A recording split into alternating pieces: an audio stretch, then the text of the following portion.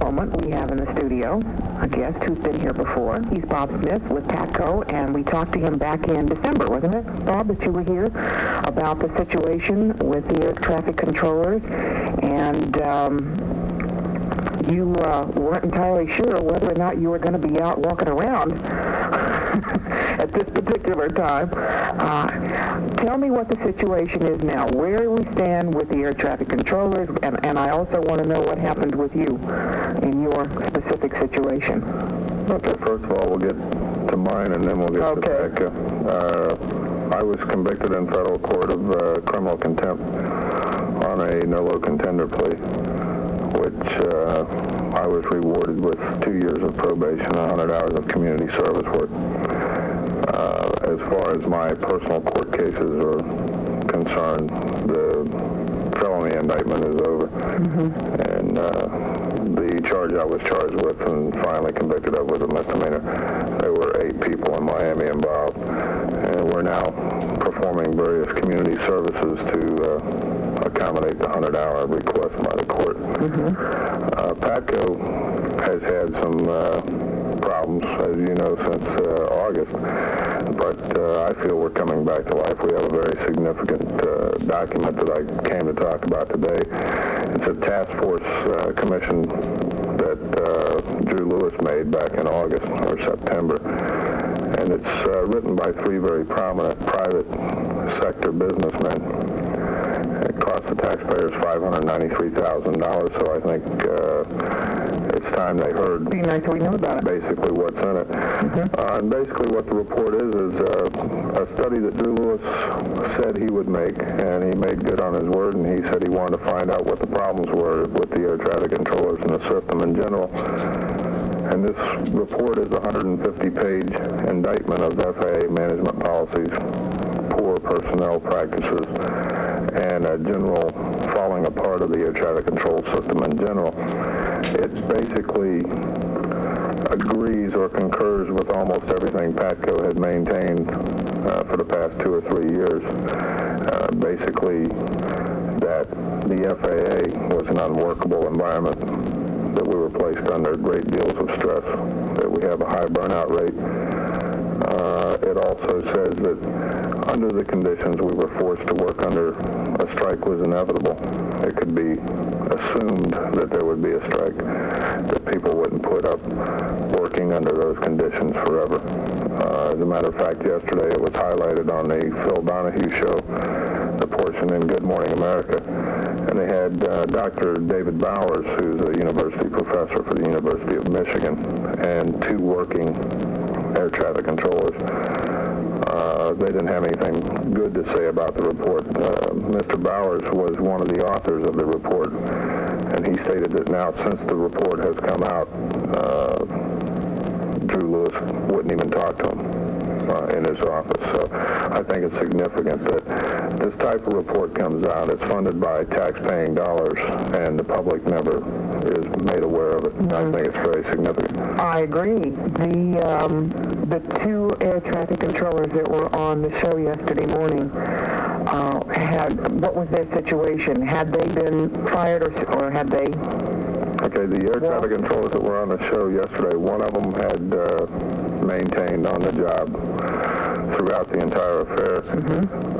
One of the other ones actually walked out when the conflict with PATCO and the FAA started and went back to avoid the 48-hour deadline that Reagan had announced. He explained that he had to put personal responsibility over his true feelings. He did say that even though he went back, that he agreed with PATCO 100%, and that the conditions inside the facility are pretty scary. He's concerned over the long run what the FAA is going to do in 3 years, 4 years.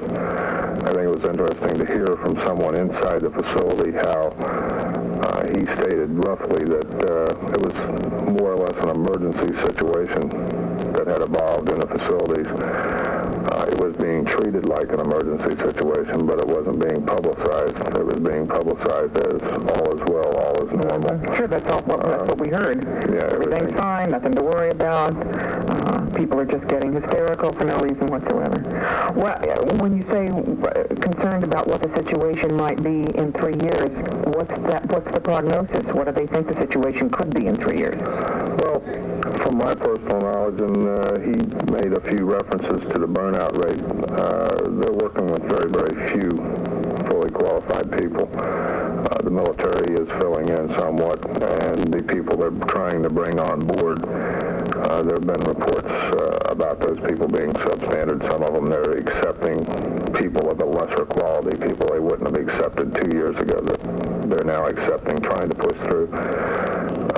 We have many people in the facilities right now that were either eligible for retirement when the conflict started or now have become eligible for retirement. Some of these people are being held back from retiring. And in about 3 years, it could have a drastic effect because the controllers that are presently working are under an immense amount of stress, an immense amount of pressure.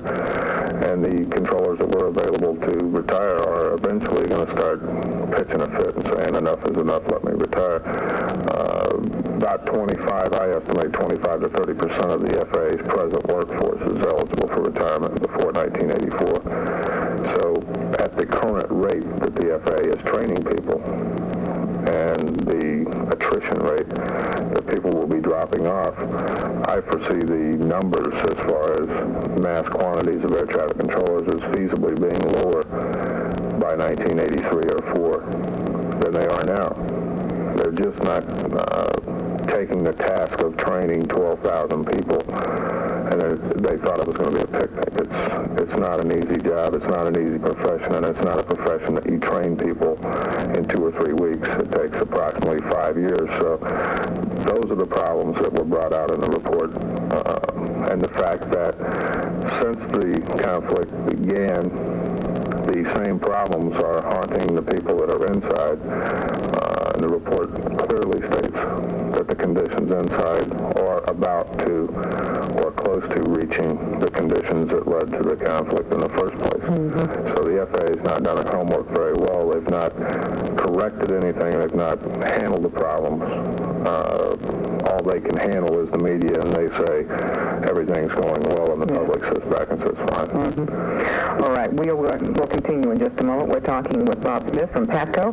We'll open the phones in a little while. We're going to talk a little bit more here, and we'll open the phones about 12:30. We'll be right back.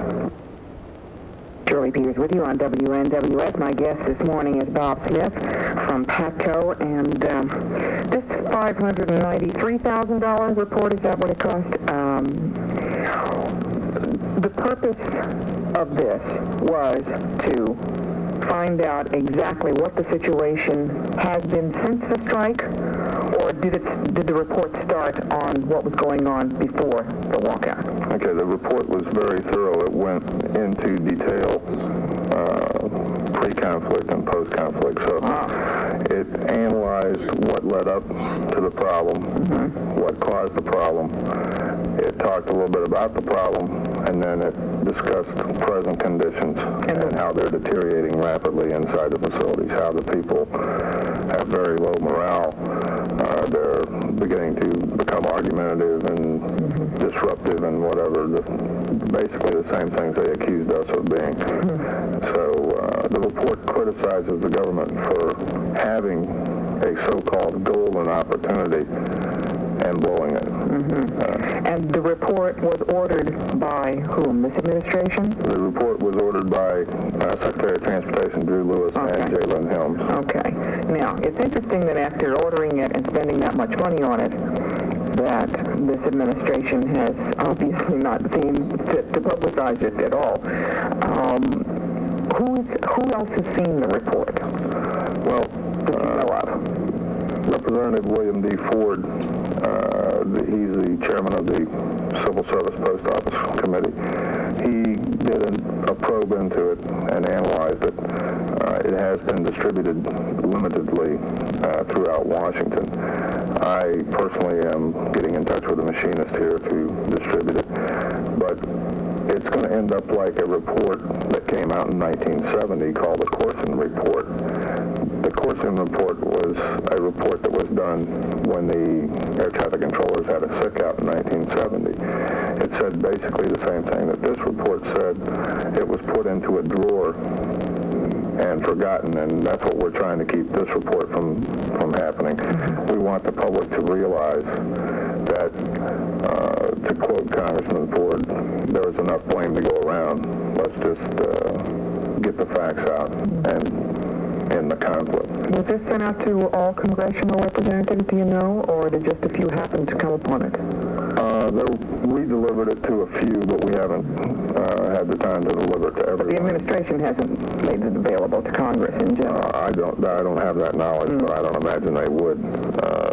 Doesn't sound like it. It's the type of thing that it came out, and if it had been anti-PATCO, it would have been the most publicized document in the country. Headline. But since it's anti-FAA, let's keep it quiet. I have a few quotes here from Congressman Ford's committee. This is a press release that he released on the 17th of March when the report came out. Mr. Ford says, in light of the findings, the Reagan administration should reverse its reluctant position, barring the rehiring of the striking controllers. To do otherwise would ignore documented evidence that the federal government's hands are not as clean as President Reagan would like the public to believe. It is time that we all understand that there is plenty of blame to go around and start taking corrective action. It's time to end the recrimination. I feel that's a very strong statement. He also states that the conflict did not evolve just simply as a case of union militancy. He realizes that we indeed had some problems, and he is doing everything he can through the House of Civil Service Committee to correct some of the things that have happened. There's a lot of interesting information that's been floating around about it. Unfortunately, it hasn't been made public. So that's why I'm here today. There were Canadian air traffic controllers that were in sympathy with you and what you were doing, were there not? Yes, there were. What has happened to them in the meantime? The Canadians, so far, there have been 3 people permanently terminated. Their cases are on appeal to the Minister of Transportation in Montreal. There are 150 Canadian controllers facing criminal contempt indictments. Strictly because they supported you? Yes, because of their show of support for the Americans. It's interesting to note in the newsletter there that I had from the Canadians that their government did a report similar to our government's report, and their government found the same thing, that the Canadian air traffic control system has many diverse problems such as ours. The only advantage, I think, at this point is the Canadians are presently sitting down and negotiating a contract where we got ours about a year too late. What about the pilots? I've had a couple of pilots call this show when we talked about this subject, and have said that the government was right, the air traffic controllers were wrong. There really wasn't anything like such a problem as you people had professed, and that they ought to know because they work with you all the time and they work with the system. How do you respond to that? Well, I'll have to respond to that the same way I've been responding to it for the past couple of years. I think the FAA intentionally kept the atmosphere conducive to arguments between the pilots and the controllers to make us adversaries instead of partners in the system, to make us enemies instead of comrades. And I think the whole environment is conducive to an argument anyway, when everyone can't go where they want to go at a specific time. And if I were in a position to where I was driving a bus and I counted on making a living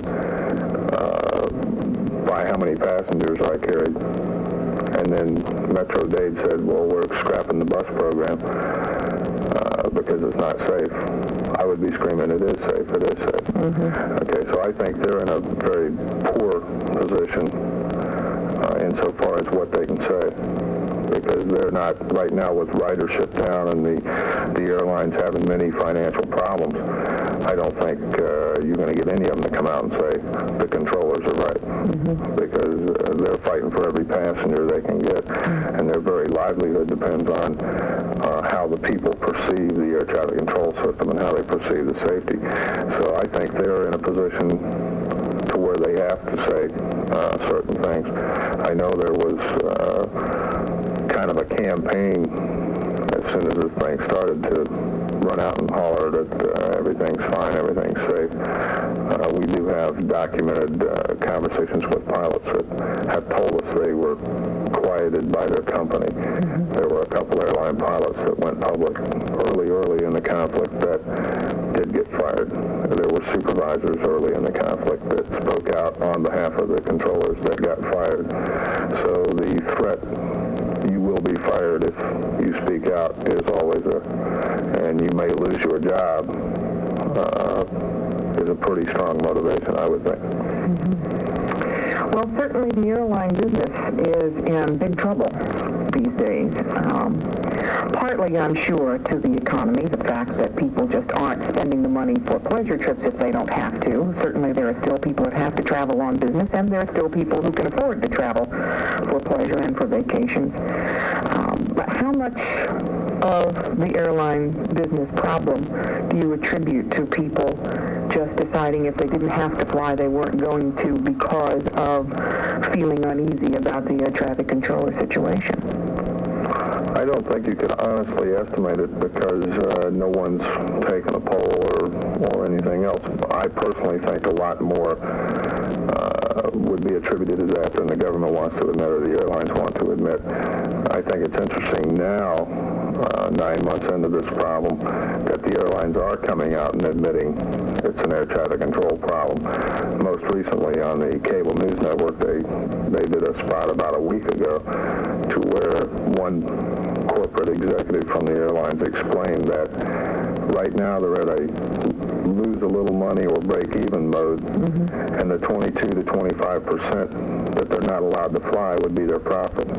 And he stated publicly that if we were allowed to go with it, that they could turn a profit, that 25 to 30%, whatever it may be, that they're being held back is the difference between profit and loss. So I think it had a significant impact. It was reported in the New York Times that the airlines lost $1 billion for fiscal year 1981. We tried to bring across to the public that this was going to cause some economic hardships if the administration took the hard line that it did.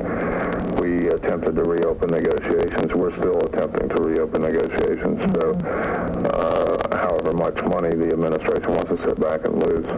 You're talking about hundreds of thousands of jobs now. You're talking about areas that need improvement. The government realizes they need improvement, and they just won't improve it.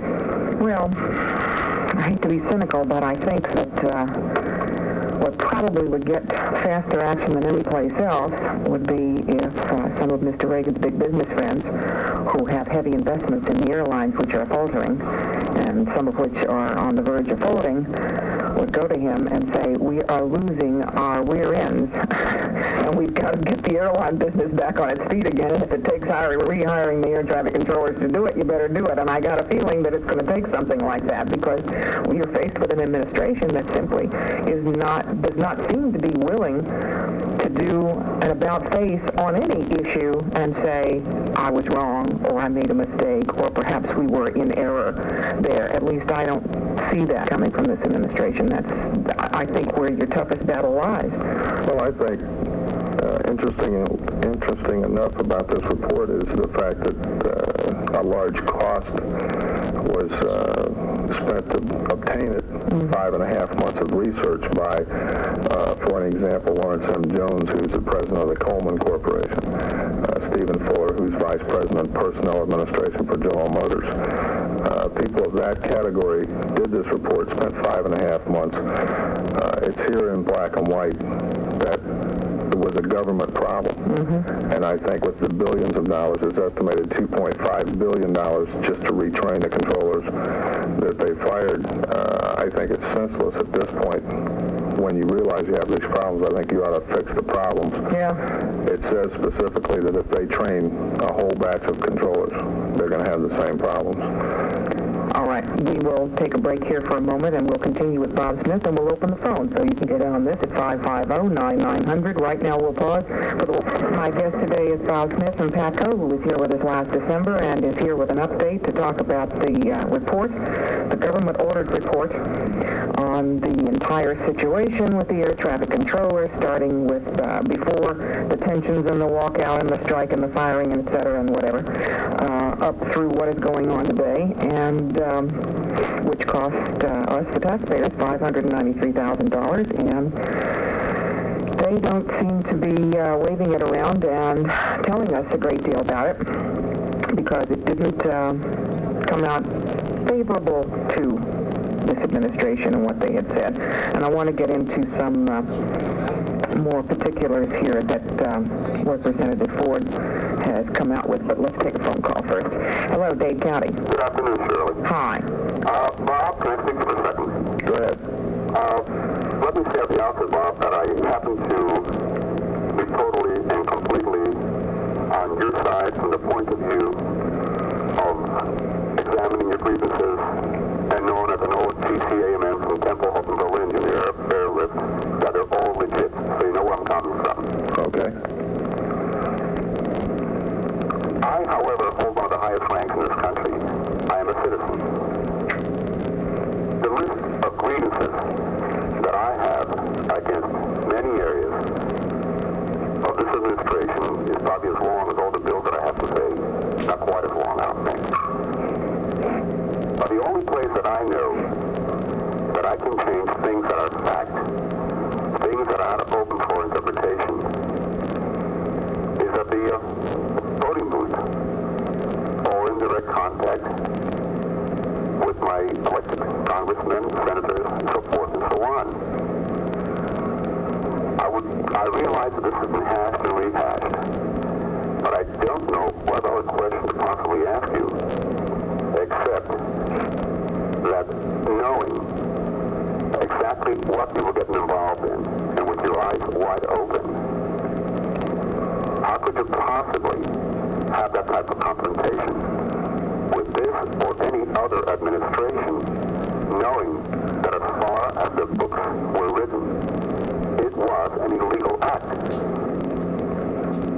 Okay, first of all, the legality or illegality of that act is now being challenged and will be further challenged, if necessary, all the way to the Supreme Court. I firmly believe, and I'm an American also, that a man ought to have a say over his environment, over his working conditions, and over his life in general. I don't think just because you're a federal employee that great amounts of disregard for personal feelings and personal behavior can go unchecked. This report specifically states that our actions were very predictable under the conditions, be it legal or illegal. These are individual private citizens, very reputable businessmen that made this report, and they say that it was expected. I don't think that until the public is appraised of the situation, which they're obviously not going to be by the government, until they're appraised of what actually happened and what went on, that the opinion of us is going to change in the public's eye. What I'm trying to do is tell you that this information is here. We're losing billions and billions of dollars, and it is time. I'm not going to say we're right. I'm not going to say the administration's right. What I'm saying and agreeing with Representative Ford is let's quit trying to pass out the blame and let's try to solve the situation. And I think that's what this country needs. Let me ask you a question here, and I'm going to give you an extreme hypothetical situation. I'll underline extreme. Let's say that the air traffic controllers' working conditions were such that they were forced to work 48 hours straight with no sleep and no breaks, and maybe they got something to eat and maybe they didn't, and if they got slumped down in their chair from weakness and fatigue. There was somebody standing there with a whip, and they would crack it across their backs if they want to. Would you then say that they had a right to strike?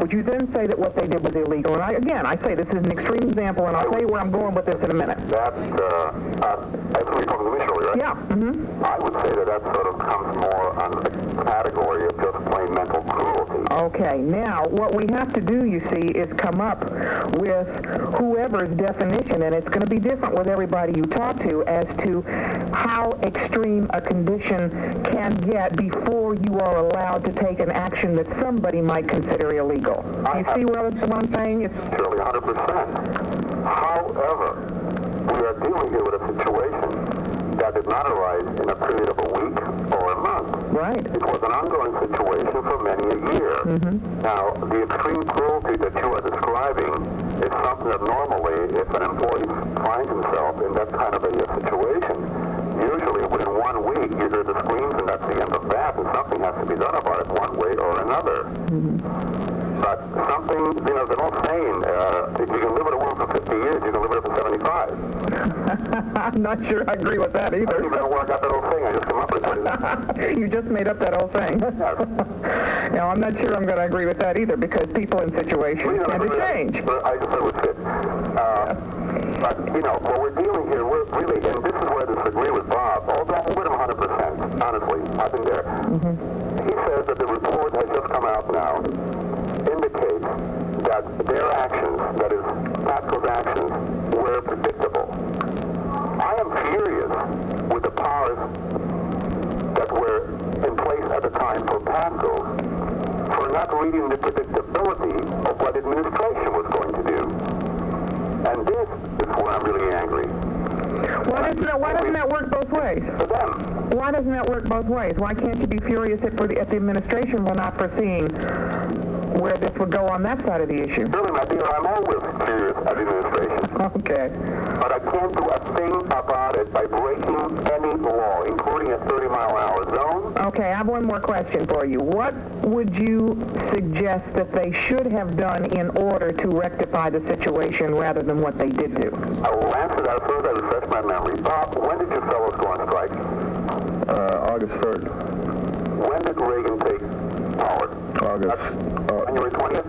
Take power, yeah, January 20th. And he made an awful lot of promises, in writing and in speech and so forth and so on, correct? That's correct. I honestly feel, Bob, I really mean it, and I said, I'm with you. I mean it. I really do not think, in view of the drastic measures that you fellows took, that there was a sufficient lapse of time to try to get to him perhaps some other way, or let him cook his own goose, or some sort of thing that would indicate that the man has been sitting there for look how many months and a year or whatever, and obviously he's not going to do a thing to fulfill his promises. And I really don't think that 6 months or so is really the sort of thing that you can say to an administration, regardless of what campaign promises were made, that now you better come across.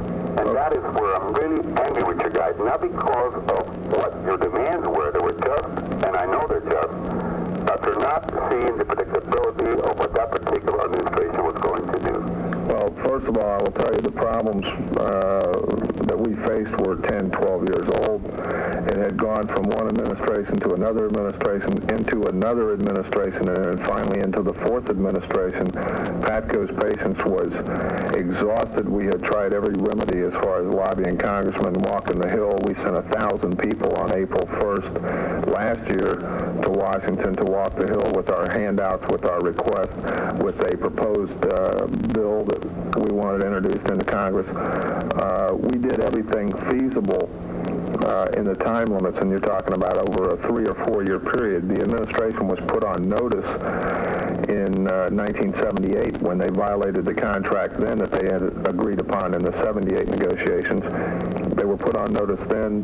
There was a lot of saber rattling. They knew the problem. Well, Bob, all I can say is that when you finally did jump, when you should have done it many administration ago, you jumped into the wrong hole with the wrong guy. Just plain got unlucky.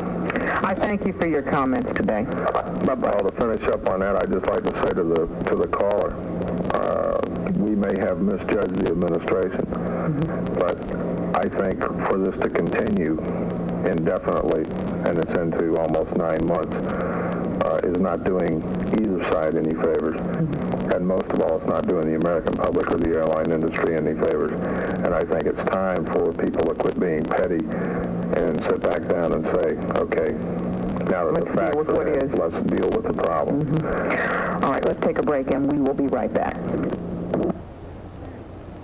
With Bob Smith from PATCO. Hello, Broward County. Yes, I may speak to Bob Smith, please. Go right ahead.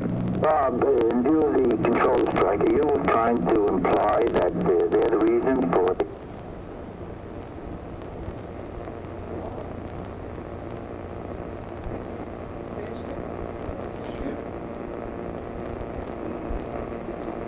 I said that... What else caused the loss in the revenue? We already talked about that. We talked about the economy. We talked about all the influences, and I was asking Bob if he had any idea what portion. Are we off the air? Wonderful. I don't know. I know I'm still on the phone with you, but we are off the air. Let me put you back on hold, okay? Can you hang on? Sure thing.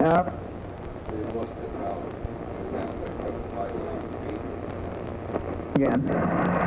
This is getting silly. Okay, now, where we were before was, what we were saying earlier was that certainly there have been a lot of elements that have contributed to the decline of the airline business and the fall of some airlines, or the near fall.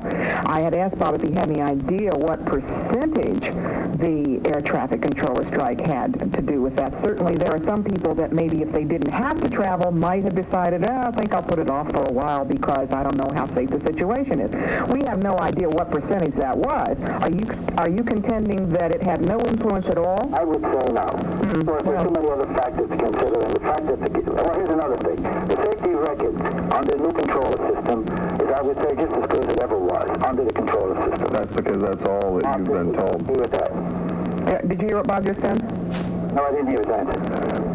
You have not been told the actual safety conditions that prevail, because that would weaken the administration's point. The people that are presently working in the system are afraid to say anything. They're afraid to talk to anyone because the government has that position that you speak out and you'll be fired. So there's no real way to measure the safety of the system except for independent agencies. Yeah, but Bob, by the same token, there certainly would hit the newspapers if there were any accidents of any kind. You couldn't suppress anything like that, could you? Well, sir, I documented about 2 months ago there were 17 light aircraft crashes within a 9-day period. Wow. That's a high number for what I would consider was happening when I was on the job. I think a lot of it is spread out across the country. It's not brought to bear unless it's an air carrier. Yeah, see, we hear about the crashes of the big planes, the passenger Yeah, carriers. what we said, Chris. Scott, you know how many crashes we have in automobiles during the course of a year that we don't hear anything about? I'm not Well, here that's to... not the point. No, wait a minute. You're comparing apples and oranges. Let me ask you this. How do you feel about this report that the government ordered and now is not doing anything to make public because it is supporting what the air traffic controllers had said, and it is not favorable to this administration? The point is, you and I don't know in what way it does favor. We're only talking about something that influences and helps Bob Smith. Nobody saw the full report, or if they did, Bob certainly is not going to say something that's favorable to the new conditions. Now, another thing. Well, but by the same token, you have to turn it around. You have to say that the administration is not going to publicly state the things in the report that were not favorable to them. Certainly, if there were things in this report which supported what the administration is saying, you know bloody well they'd be waving them like banners. Well, it depends on how close it is. Now, another question I'd like to ask Bob. In view of the... Notice how you skip by that real fast. Can you tell me what the cost, the salary cost is of the new controllers compared to what it was in the old ones under the same condition? In other words, they're controlling the industry now, and you got the controllers in office now, the new ones. Now, can you tell me what their salary cost? They say they saved an awful lot of money. There's a lot of feather bedding under the old controllers rates. Now, can you tell me what the cost of the salary is compared to what it was when the controllers were in position? Sir, you're not talking about a salary savings would be any more than a drop in the bucket to this country, because right now you have controllers that are working 12, 14, sometimes 20 hours of overtime a week, and when you pay time and a half for overtime, you're almost paying for a full-time controller. So if you figure maybe a 25% savings in salaries, if that's why this whole thing was taken to save a little money in salaries, that's insanity, because the government gives away $50 and $60 million a day to indigents. So if you're talking about the government saving $50 million a year in salaries and they're a prince because they did that, that's absurd. What about, I want to find out, wait a minute, I want to find out how, can anybody get this report if we write to the Transportation You can write to Department? the U.S. Government Printing Office and obtain it. I don't know the price, but, But it is it's available. 150 pages, yes. Yeah. Okay, well, you could always check it out and see what you have to say about it yourself after reading it. Well, I made those up, but the point is that Bob admits, I think, that there's a 25% saving in just the salary cost alone. Now, he and his group were asking for, I don't know, what percentage increase? Sir, I don't want to talk about a salary increase. I don't want to talk about the debt issues. What I'm trying to talk about is the new The issue. situation as it exists. Okay. Now, let me ask you another question. In view of the money spent on the trainees, what would you do with them now? All right, if you can get it back together again so that you guys can be rehired, what about the people that have been training and I think that's a fair question. Well, first of all, they have very few people, and I'm talking about very few, maybe even only a few hundred, that have been put into the system since we went out. Because Could they still be absorbed by the system, or would they be they out? could be absorbed because you have a high attrition rate at the top. You have many, many old people, old supervisors eligible for retirement or getting ready for retirement. They could be absorbed into the system because it takes 5 years to check them. Okay, I must move on. I've got so many calls. I thank you very much for your call. Hello, Broward County. Broward County, are you there? Going once, going twice. Okay. Dade County, are you there? Hello? I hear you breathing. No? Okay. Maybe when we got flipped off the air, we lost some phone calls there. Hello, Broward County. Yes, Shirley. Hi. I was listening to you to get out and make a call from a phone booth and talk to this gentleman, and I know, trying to deal with the Reagan administration is just an incredible thing. Yeah. I did happen to see, I don't know if he caught the piece on the Today Show about 2 days ago. That was yesterday morning, yes. Yeah. Or yesterday morning, where the two air traffic controllers that were on. So I think they are your present air traffic controllers, right? Yeah, they were actually, as the report stated, federally legal. Yeah, they're, right? One guy went back to work. right, they're working controllers. So, you made a statement that said that they can't say what they want to say, but I think that guy that was on the Today Show, basically says things haven't changed and it isn't right. Yes, we mentioned that earlier, and as a matter of fact, Bob, I don't know if you said this on the air or off the air to me, that Phil Donahue had said if there were repercussions from their stating that on the air, that he would give them all the time they wanted on his show to state their case. Well, it's a problem that I think that we have all seen with the Reagan administration, and I'm in the same, surely you and I are in the same business. I'm in the publishing business, but you're in radio and I'm in print. And the one thing that, everybody is now starting to feel, and I think Bob is the same way, you had a couple of callers that say, well, you could have handled it better, you could have done this. I think your President Polite, now your ex-president, did you a big disservice. He didn't read it right. When you're flying an airplane or, you have somebody coming in, I know I used to live in Chicago and I travel a great deal, and there's, nothing like coming into Chicago in zero visibility, and you look out the window and you don't see anything, and that's where you get the old, sweats and everything else. So there's a definite problem but we have to look at and realize who we are dealing with when we deal with Ronald Reagan. And the one guy before the call, I think, Shirley, maybe you should expand on that, is that, the timing and how do we attack Ronald Reagan, or not because Ronald Reagan, it's not really Ronald Reagan, it's Ronnie's boys that are running this country. There was a great piece in the Miami Herald today by Gary Wills. I don't know if you read that or not. I saw it. I haven't had a chance to read it thoroughly. You want to read it out of it? I will. If Ronald Reagan makes another mistake, and especially read it to you, the gal that's on at 7 o'clock. What's her name? Barbara Stebbins. It's how you have to attack a situation and go after. You lost a lot of respect, or for people. You got me mad because I'll tell you, I'll be very honest with you. What my opinion is, when you guys first went on strike, I don't think your leadership did not know how to handle the media, to tell you the truth.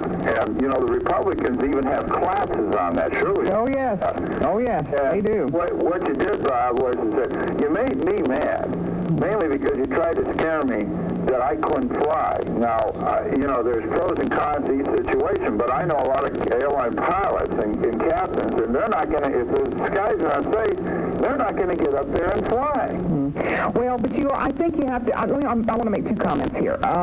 First of all, I think that you need to understand that very often when people are in a situation where problems are building and building and building, and I can say this from past experience myself, and all of a sudden you blow, you just can't handle anymore. Whoever happens to be there at the time not agree with you. is going to say, holy cow, wait a minute, gee willikers, what just happened right here at this moment did not require that kind of reaction, but what they don't know is what went on before it, time after time after time. So I think you have to take that into consideration. I could not agree with you more. The situation is the individual, which is a very stubborn individual, and which what we get into now is that when Reagan got shot, now he thinks God gave him a mandate because all the fundamentalists and the Jerry Falwells are telling him God says you've got to do this now. Yeah. So you got all those people, and surely I listen to your show, and they call you up and they rant. And I know. I love it. I know. I'm right up on a break here, but let me comment real quickly on the other thing that you mentioned, and that was picking the wrong administration to do this with. This happened back last August. Last August, I was getting more calls on this station whenever we talked about the current administration that were still in support of the administration than I am getting now. People were not aware last August of just how bad things could get with the Reagan administration. Now I'm getting calls from people that are saying, oh my God, I voted for him. I didn't know he was going to do this.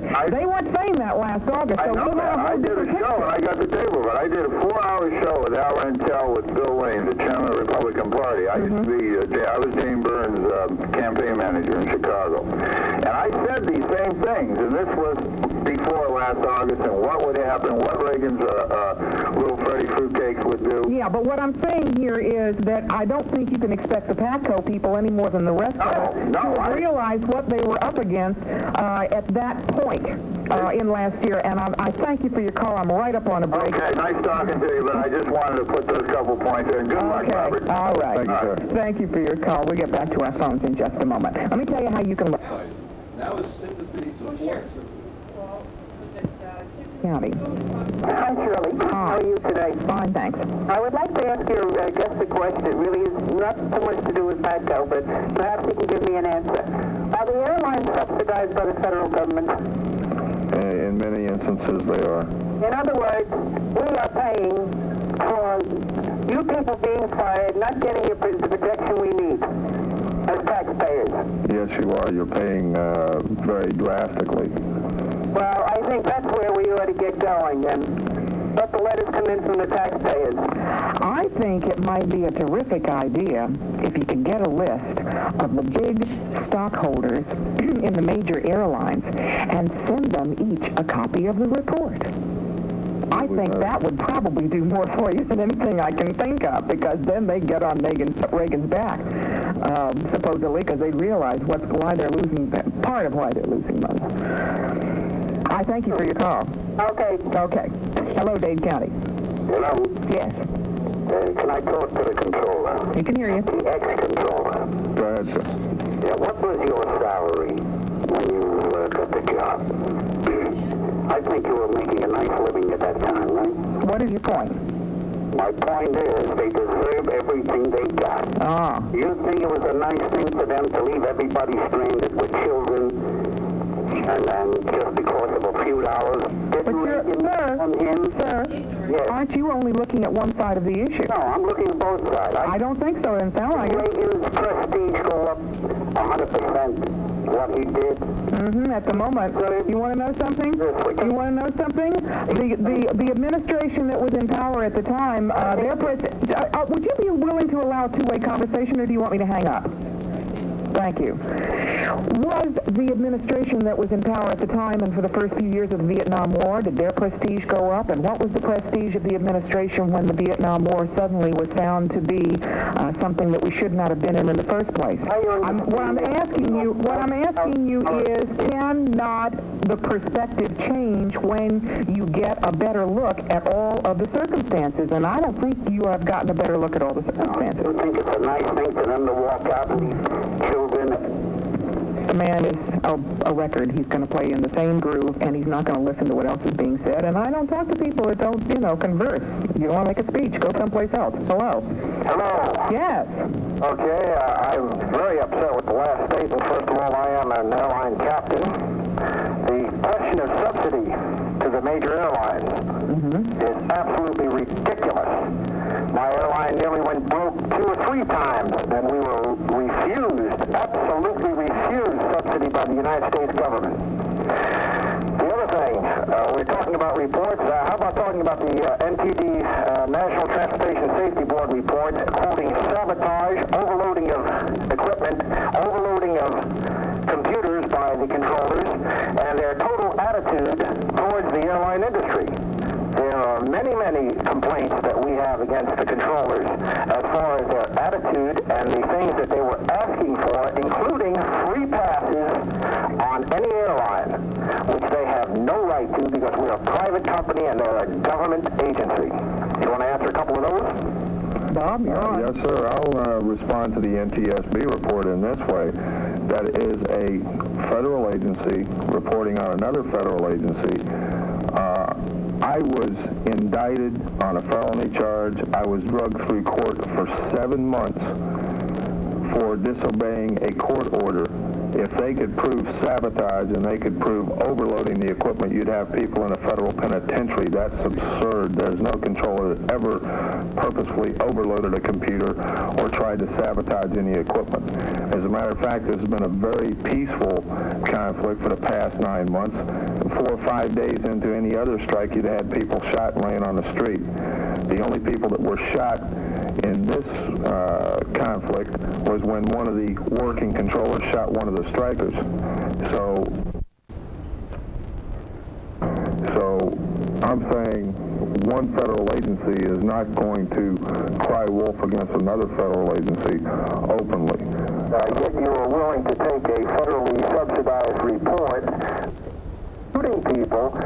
This is not the type of person I want on the radar scope when I'm flying an aircraft. Well, he's working right today, sir. He's working right today because it was a working controller. That's right, because you people had violated his rights and you had scared him to the point where he was afraid to come to work because you had threatened to attack him. No, we hadn't, sir.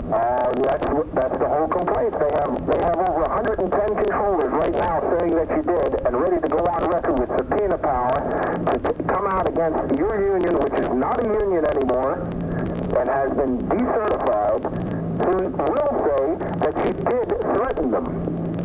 Okay, and I was threatened too.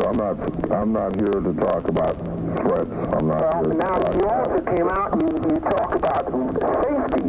You have given the whole industry a black eye from that show you had on in December. Now, I also did a show on this station, and I proved that this system worked without 11,000 controllers. And we had it on at night, and we had the head of your training department in Miami come down there and quote figures, facts, and numbers stating that there was a 2% higher movement since you left than when you were there before. You were on Barbara Studley's show, right? That's right. Now, are you going to argue with those numbers? No, sir, I'm not here to argue at all. I'm here to discuss You're here to discuss, task force study report. And just before I move on to another call, I really am not satisfied with the conversation just now about the person who shot or got shot or whatever. You kind of pass that off as, well, he was threatened. Well, a lot of people on both sides of this issue were threatened, and, nobody else felt it was necessary to go shoot somebody. Now, I don't know all the details surrounding that, but it sounds very odd. They were not threatened with bodily harm for showing up to work. They were threatened. Well, I could even understand somebody carrying a firearm if they were threatened with bodily harm. But the fact of the matter is that it was used and somebody got shot. And what you know is once you threaten someone, you have completed the fait accompli. You have now put yourself in the position. Well, I have a feeling that if we got off on guns and shooting people and that sort of thing, that you and I would be screaming at each other until doomsday as well. So that's a whole other show there. And also, I must say that you had your chance to speak out on Barbara's show, and Bob is here now. So since you have had the chance to do that, I am going to another call. Hello, Broward County. Yes. Hello. I'd like to ask a question. Sure. I don't like to fly. What's that got to do with the price of eggs? Reading in the Fort Lauderdale paper. However, the subject got printed because of this Chicago Tribune paper. Because of the what paper? Chicago Tribune. That they said that they were gonna extend the time that pilots fly. In other words, layovers. That really doesn't have anything to do with what we're talking about today. Hello, Dade County. Yes, I just wanted to say that I don't want to see, and I consider it unsafe to see the controllers that went out on strike if they were all to return to their stations. I think that the animosity between the returning controllers, if they came back, and the working controllers who did not go out would be unfair to the controllers that remain. And the ones that I've talked to don't want the ones that went out on strike coming back. All right, let's let Bob comment on that. Okay, so there have been many strikes involving many more people than what are involved right here. As far as the auto industry, the airline industry, as a matter of fact, the pilots went on strike. The flight attendants have gone on strike. Everybody in this country has gone on strike, and they've all returned back to work with no animosity. What you're inferring is if you go on strike, give them the death sentence, don't ever let them come back to work because of animosity. That's a kind of a trite term because other strikes have taken place. They have went back to work. They have settled their grievances, and they have carried on about their business. I think the air traffic controllers are no different from any other group of working class people that are trying to make a living and that are trying to have their grievances heard. There's no valid comparison to what you just said and what I said. In other words, you're talking about one segment of a company, such as all the pilots going out on strike. In this case, with the controllers, you're talking about a portion of the controllers going out on strike. We're not talking about an industry of half the pilots going out with Eastern or a third of the flight attendants. I'm sure you are, sir, because when the airline pilots went on strike, they didn't all go out on strike. One or two airlines participated. What would you do if you were the flight attendant that didn't have a union, that didn't have an organization to support them, and you watched your pilots go on strike and make a healthy pay raise, and you're standing there as a flight attendant? There's animosity there also. Insofar as the carpenters strike that we just had here, they did not have 100% participation. Those people are making negotiations. Those people are going back to work, and you don't see the animosity. I don't think to single us out just because we're federal employees and air traffic controllers that you can say we're going to react to a return to work any different from anyone else. If I return... The working controllers want to have you back? Do you think the working carpenters wanted to have their guys that were on the street back? That wasn't my question. But I don't think that question is the highest priority in the situation here that we're talking about. Do you? Absolutely. The controllers I talked to, in other words, the concern is safety in my mind. That's more important to me than any other aspect. Absolutely. The second priority to me is the fact that federal employees went on an illegal strike for whatever reason. I don't think they should be allowed back. However... Not for any reason whatsoever. Not for any... Not even in the extreme hypothetical situation I brought up a while ago. I know their job. I work in the industry, and I don't think they should be allowed back for any reason. Mm-hmm. However, assuming they do come back, assuming that they're allowed back, now the next question is... Wait a minute. In what area of the industry do you work? I work in the airline industry. I've worked for the FAA in the past. Mm-hmm. So I've worked with controllers specifically. Mm-hmm. Have you seen this report? No, I haven't seen the report, and I don't doubt it. In other words, the management and the problems in the air traffic control system do exist. There's no question about that. Mm-hmm. But that's not, we're not saying whether or not there's a problem. We're talking about, at least I'm talking about in the second instance, whether or not the controllers should be allowed back. Well, but obviously I think somebody who has worked with the FAA and is on the other side of the issue is going to hit that particular point in argument, because if in fact this report points out that it is not favorable to the FAA, then I wouldn't expect you from the FAA to be favorable to the other side of the situation, you say. I haven't worked for the FAA in 15 years, well, and as I said, I don't doubt the report. Mm-hmm.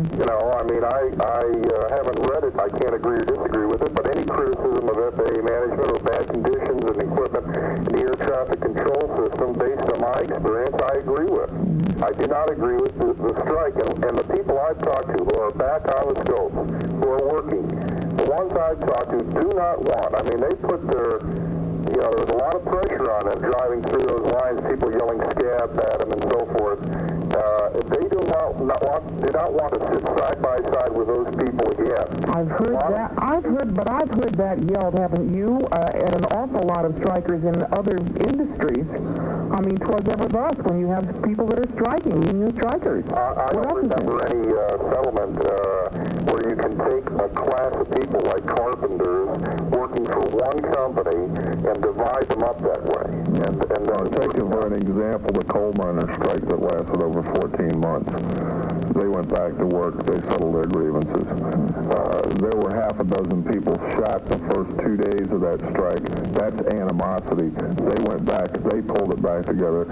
And what I'm saying, this report clearly indicates that if the FAA were never to take any of us back and they were to retrain 11,000 brand new people and accomplish it in their time period and whatever, this report says the very same thing is liable to happen again unless the FAA changes.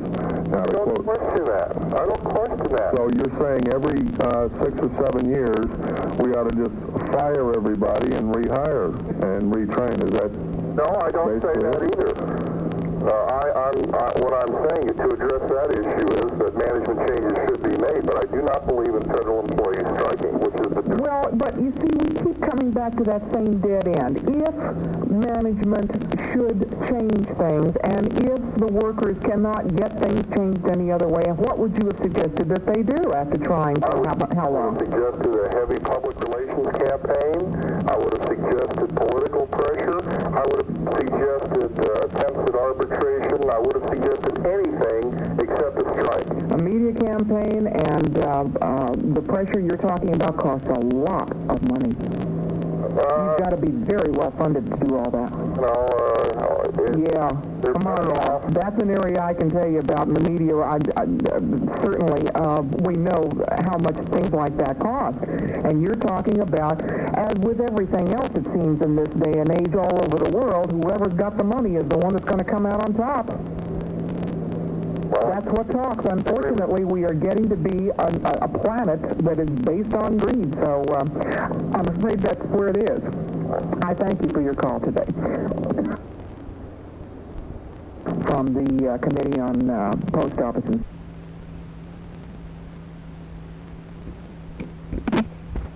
Tom, Bill. Hey, Bill. How you doing? Oh, fair to probably shitty. Have y'all heard the news up there? In reference what? With reference to my invoice to PATCO? Yeah, I talked to George yesterday about it. I got word from a guy out in Chicago that had heard it from somebody in their local. What's up? What's going on? Well, Bill, as I said, I don't feel like I've been dealt with fairly. I think you and I discussed that time again. Yeah. And essentially, what I want to do is get out of this with no loss of money. Mm-hmm. Okay. There was a lot of problems with that fundraiser that were caused by the scabs from the inside. And I have no axe to grind. I want to make that real clear. I think I made it clear to George. Okay. And but where I'm at with it, and when I talked with George, the reason I became so incensed is that George looked me right in the face across the table from me and lied. Mm-hmm. Just a 180-degree lie, Bill. In reference what? In reference to on this fundraiser here in Dallas. Yeah, I know that. I had my ass on it. And, out of pocket.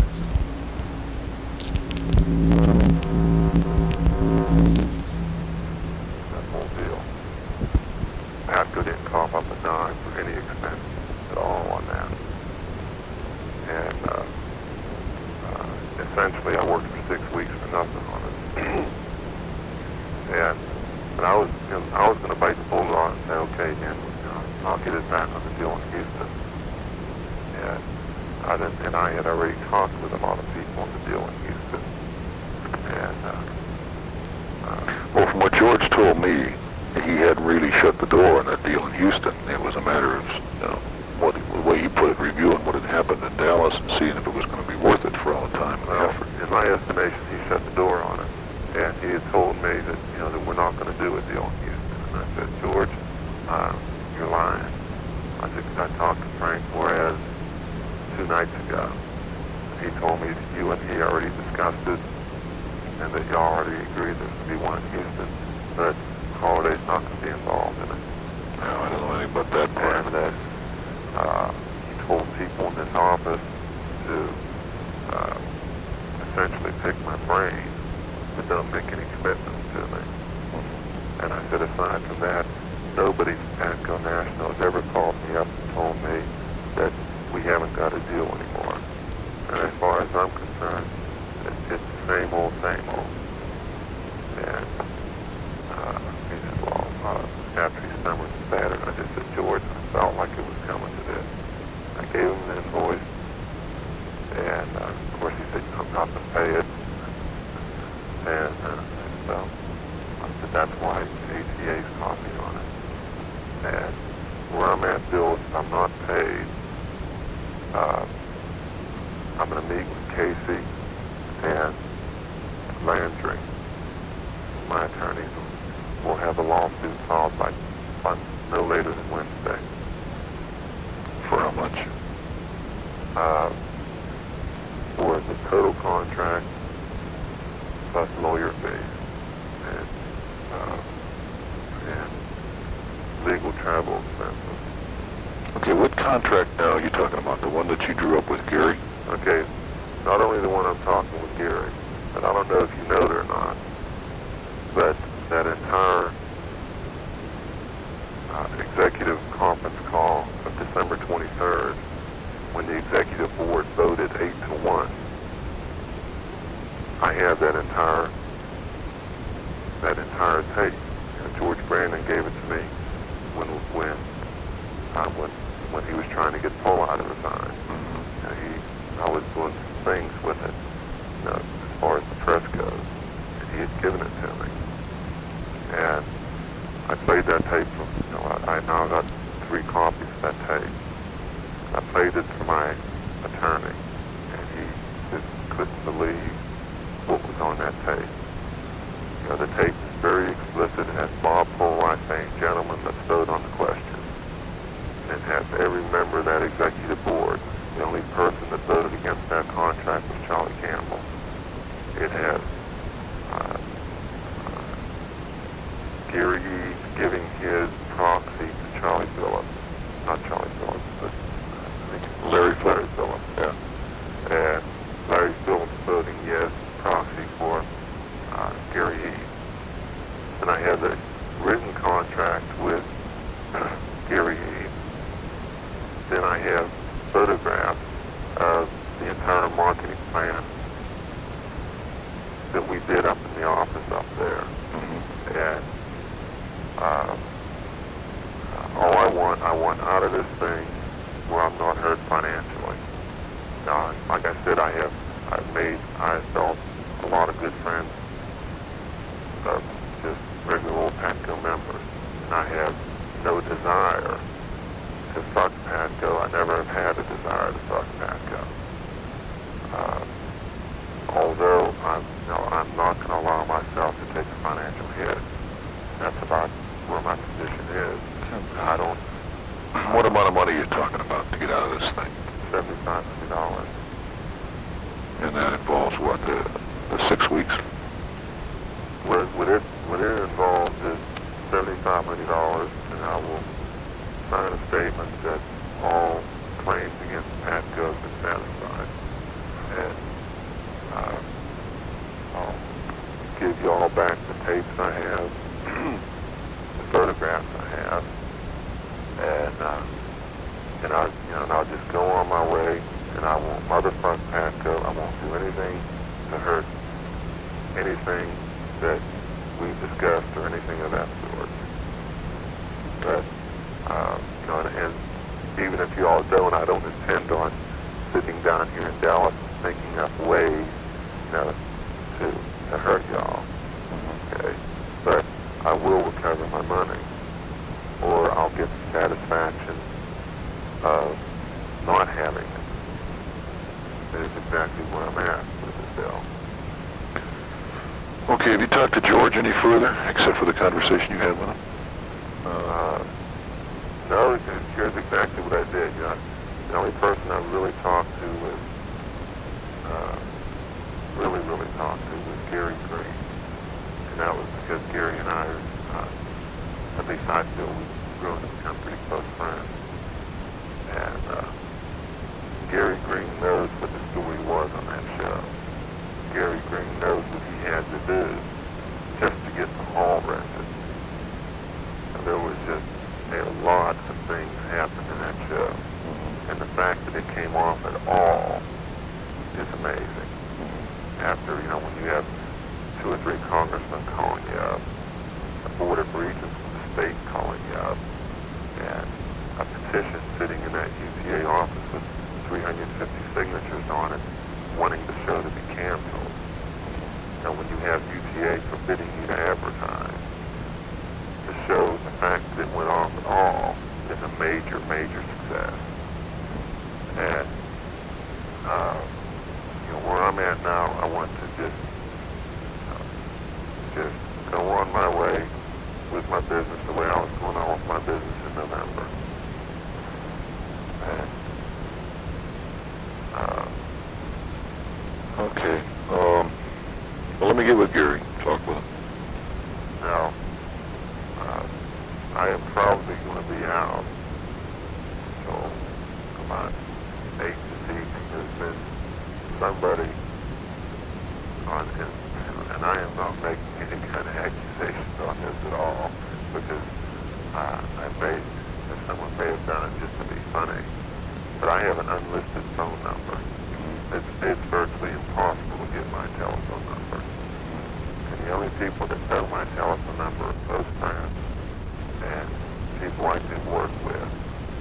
And yesterday someone called my bell up and said they were Tom Holliday.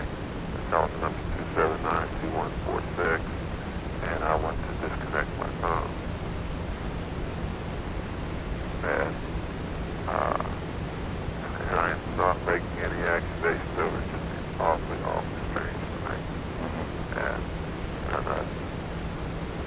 I got you. I definitely, I feel this sincerely. I've never done anything to touch PATCO, and I'm looking at this as a straight, pure business proposition. My beliefs on the right to strike and all that kind of stuff are still exactly what they are and have been. And what I want to do, I want to know today what the national position is on this, because if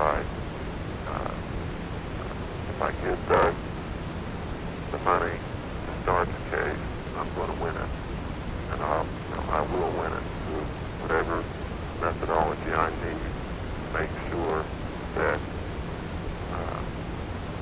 I receive the compensation I feel I deserve. Okay, let me get with Gary and talk with him, and I'll get back to you probably tonight. He's going down to Norfolk tomorrow, so his weekend's going to be pretty tied up. You going to be home Sunday?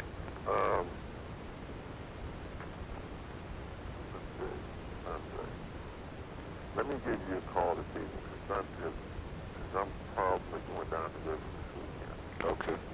Well, we'll be here fairly late tonight, but then I'll be up here somewhat during the weekend. I know I'll be up here on Sunday, and I think Gary will be back. But we'll get in touch. With his blatant numbers, I honestly, I don't intend on doing any surprises on you or anything like that. Well, Gary can brief Layton. Don't worry about that. I'm sure we'll take care of that. Okay. I'll give you a holler about 7 years time. All right. Okay. All right. Talk to you later, Tom. Bye-bye. Okay. Good day. What I'll present to you, first off, let me apologize for not having prepared it to present to you in writing. This is a last-minute effort to make as detailed an explanation as possible. The area that of concern will be fundraising.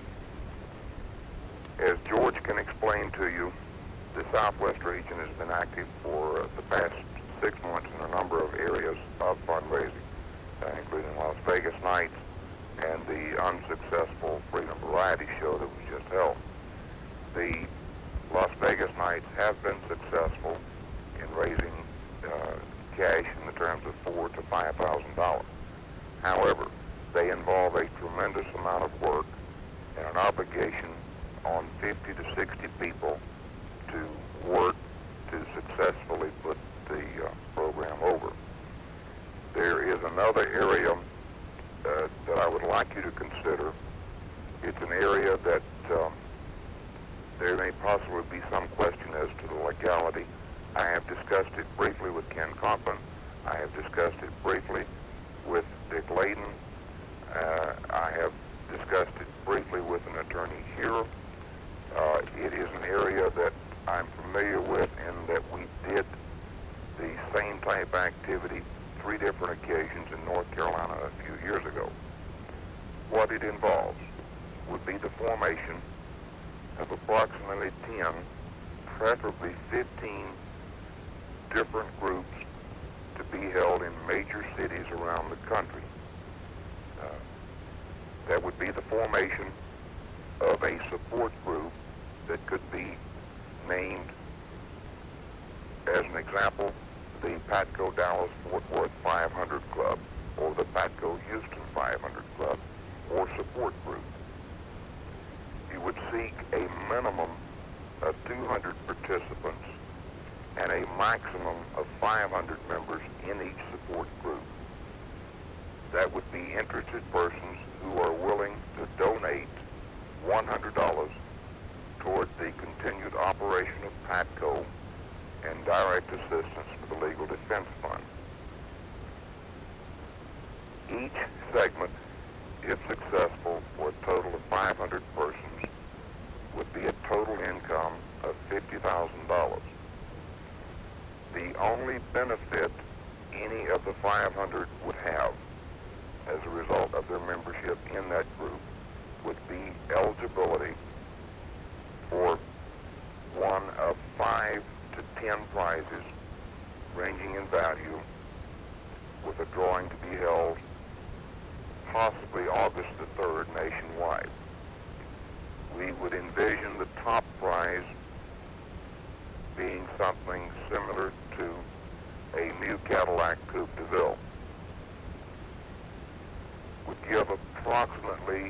$20,000 worth of prizes retail value, which should cost the group approximately $17,000 to $18,000. You do not seek donations of prizes from any merchant. All prizes are purchased. In the area of the automobile, for instance, you would go to a dealer, offer to purchase the car at dealer cost in exchange for courtesy advertising for that particular area. There would be no money up front required. There would be a minimum amount of expense to publish the appropriate flyer, brochure, or whatever method would be used. The formation of that would come from this office. As I said, it would require, to establish a group, participation of a minimum of 200 persons. If during a reasonable amount of time that participation is not gained, then the money would be refunded to those people and there would be no obligation to PATCO. If we're successful in running this in 15 major cities around the country over the next 75 to 80 days, the maximum that we could realize financially would be a total of $450,000. The minimum, of course, would be zero. I would envision the $450,000 being split equally between the operations of PATCO and the Legal Defense Fund. The mechanics of setting it up are very simple. We would not ask that, because the demand that the regional VP involve himself due to the workload already in existence would be unreasonable. I would ask that the regional VP put me in touch with the appropriate cluster people in those major cities, and I will handle the coordination either by telephone or by mail of the formation and getting the initial work done through those clusters. The total expense of the formation of the club or the support group would be borne by those contributions. There would be no liability to PATCO. You may view it as a rather optimistic approach. As I said before, this has been done before. I've been involved in three. One, a 300 participation group. One, a 400 participation group. One, a 500 participation group. All memberships or all tickets were sold in each particular group, and this was done in a small town of approximately 25,000 people in North Carolina, so I know it can work if we can get 15 or 20 people out of each cluster who will devote a little time to talking to their friends. I would like the approach to be made primarily to members of other unions. I would strongly suggest that any approach made to PATCO members be a very soft approach in view of their present financial circumstances. Conceivably, by August the 3rd, we could raise $450,000. If we don't raise a penny, then the organization is not out any expense. I will handle the coordination of fundraising activities, be it Las Vegas night, be it a variety show, or the formation of the support groups nationwide. That coordination would be done from the PATCO Southwest office or the PATCO National office if it becomes necessary that I go back to assist as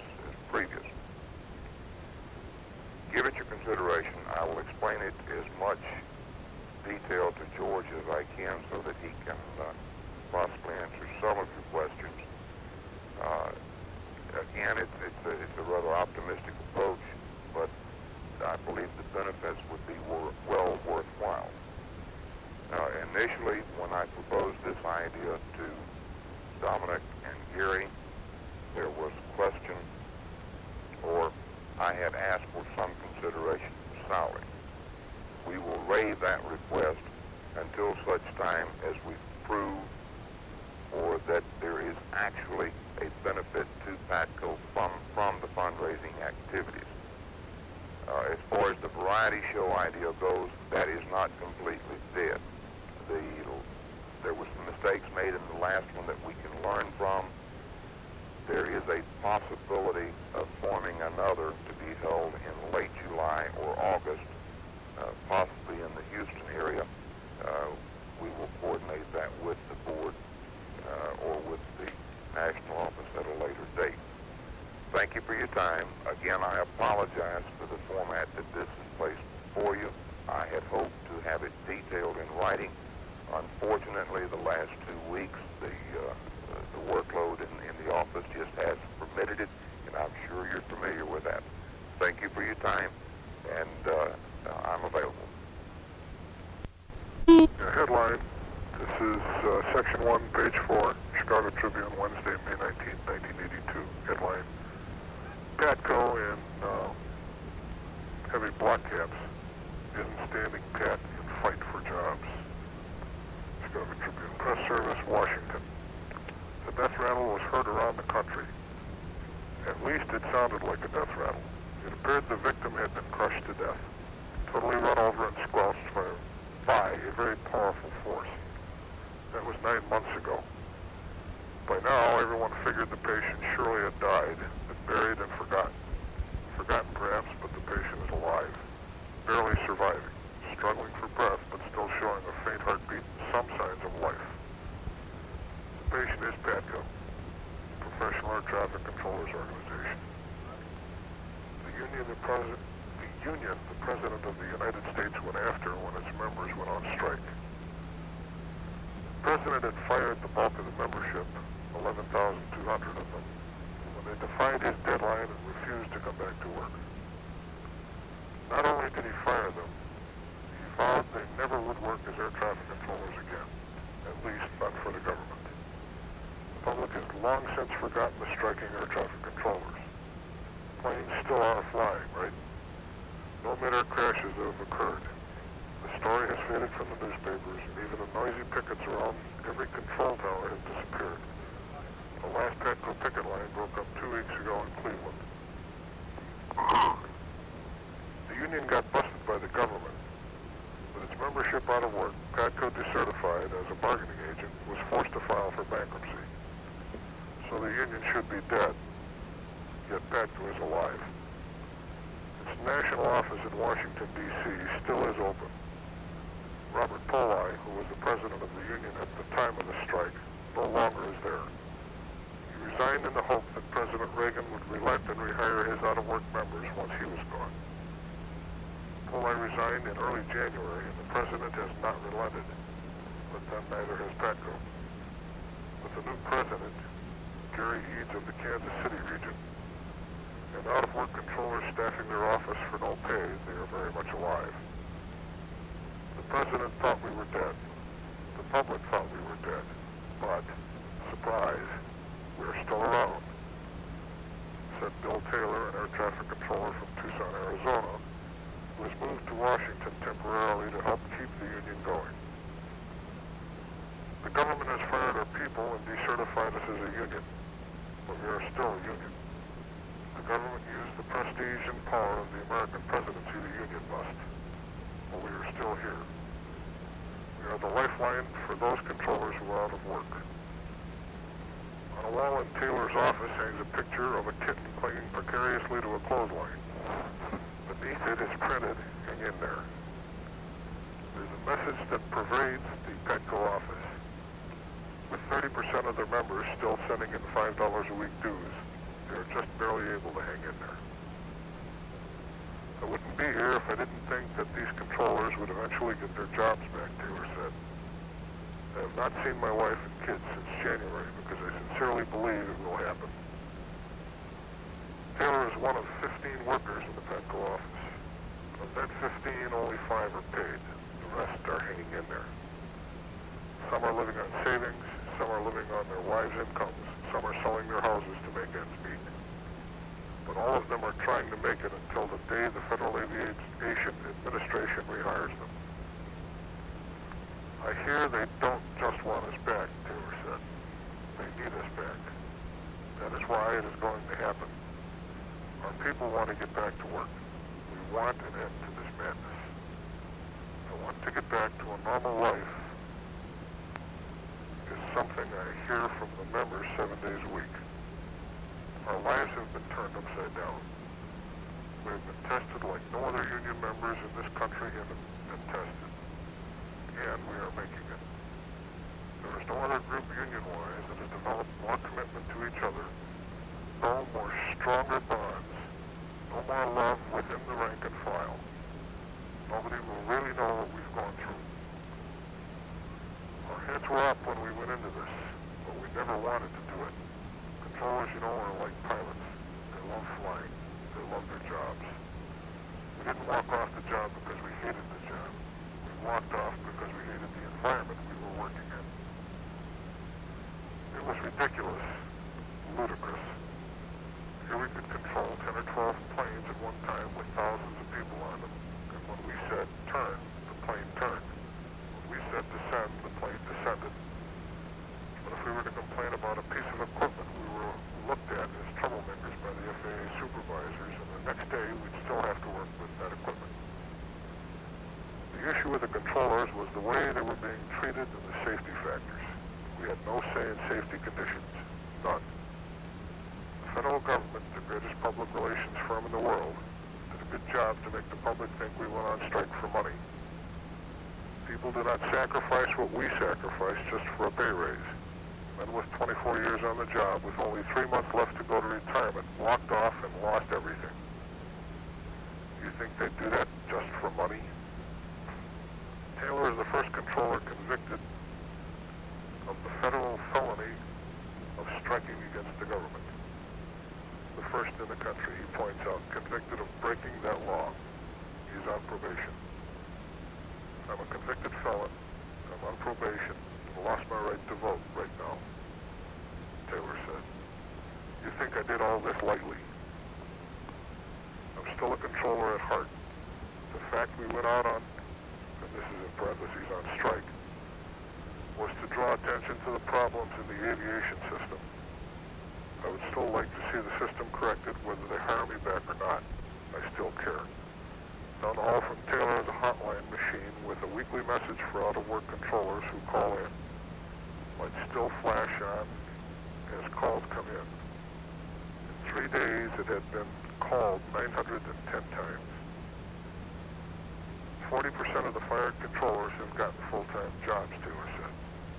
The rest still are out of work and hanging in there. Rather than count on the President and the federal government to back down from their strong stand against the union, Taylor and other PATCO members believe they may win their case in point in the courts, winning back not only the jobs but also certification for the union. So they struggle on, somehow paying their bills, sending communiques to controllers who no longer control air traffic, lobbying on Capitol Hill, pushing for safety standards in aviation that few in the U.S. understand, fighting their cases in court. A stubborn union that the government says does not exist, but that keeps its shingle out, its doors open, and its hopes high. The government is counting on all of us giving up, Taylor said. They think we'll go away, leave them alone, and disappear. But the government has always underestimated us. They are counting on us not having the wherewithal to make it. But we are not going to go away. They think they'll outlast us. We'll see. Period. That's it, I bet. Yeah, I didn't read in all the dashes and quotes. Right. The 10th, 1982. Are you ready to... Yeah, I'm recording. Go ahead. To whom it may concern. Last week, Congressman William Ford, Chairman of the House Post Office and Civil Service Committee, introduced his own version of a pay slant benefit package for FAA control and support personnel, period. The bill number is HR 6310, period, underline. Paragraph. As we see it, comma, this proposed legislation would put the FAA squarely in the middle between PATCO and the loyal workforce because it tries to please or appease both PATCO and those who remained on the job, period. Paragraph. Congressman Ford's version contains all of the, quote, carrots, quote, semicolon. A 10% one-shot bonus of base pay retroactive to August the 3rd, comma, 1981, comma, but only if the Secretary of Transportation signs a statement by January the 1st, 1983, that the ATC system is back to full capacity and work weeks and duty assignments are the way they were in July of 1981, comma, prior to the strike, period. All of that is underlined. The second sentence starting with but. B, 10% training differential, period.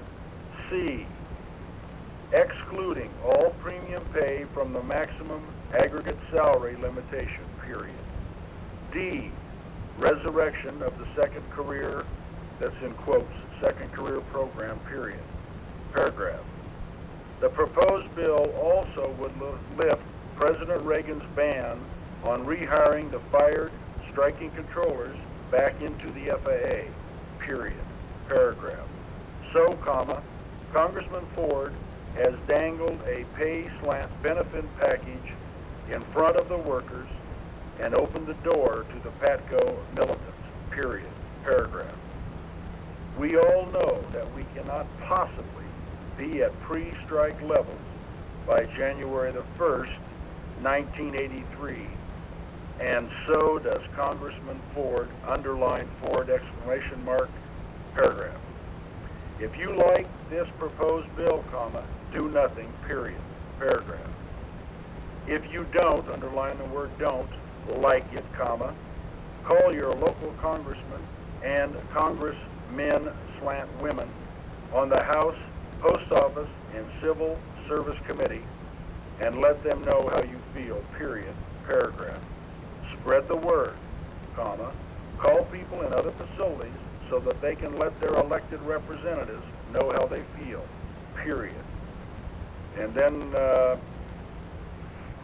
couple of spaces, and then it says this, from the dissatisfied supervisors of the New York Center, period. And that's all of it.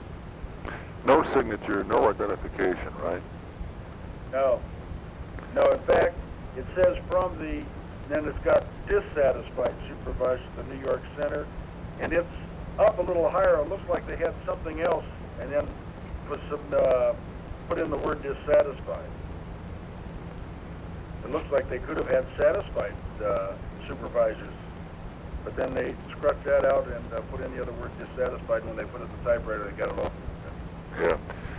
One thing that we might want to check, and Gary and I were just talking about it, Charlie, is how it got out there, and if any way we can prove, and we'd have to really be able to substantiate it, that any of this is circulating via the government's communication system or on government time. It might be very helpful to Ford, and it might be very helpful to us. All right, well, it was gotten from a person inside. Now, just a second, Terry's sitting here. Terry, track this with me. When I talked to Norbert, he got it from Dwayne, who said he got it from a supervisor inside, because at the same time we got a complete roster from the people inside. Okay. So it's being passed around inside, whether it's being passed around by the administration, Well, there's no doubt. whether it's being passed around by... No doubt in our mind, Charlie, that this thing is probably being passed around on the communication lines and using government time, and Jalen Helms' goons are probably out there lobbying this damn thing. Sure. Yeah, I'd just like to be able to get the goods on them on that. So if you can get any more, let us know. We'll put the word out also to other people to watch for it. All right, I'll check and see if it came across on the GNOT machine or whatever. Yeah. Because it's copy here, and I don't know that he made a copy to give to me or Well, double check, and I'll see if it's up in Alaska, because I'm leaving in about a half hour for Alaska. Okay, Charlie, I'll let you go. I just wanted to get it on tape because we can wait for it to come in the mail. There's no problem. I just wanted to get the message. Okay, you got it, no problem. All right, Charlie, thanks a lot. Have a good weekend. Have a good trip. Bye-bye. See you later. Bye.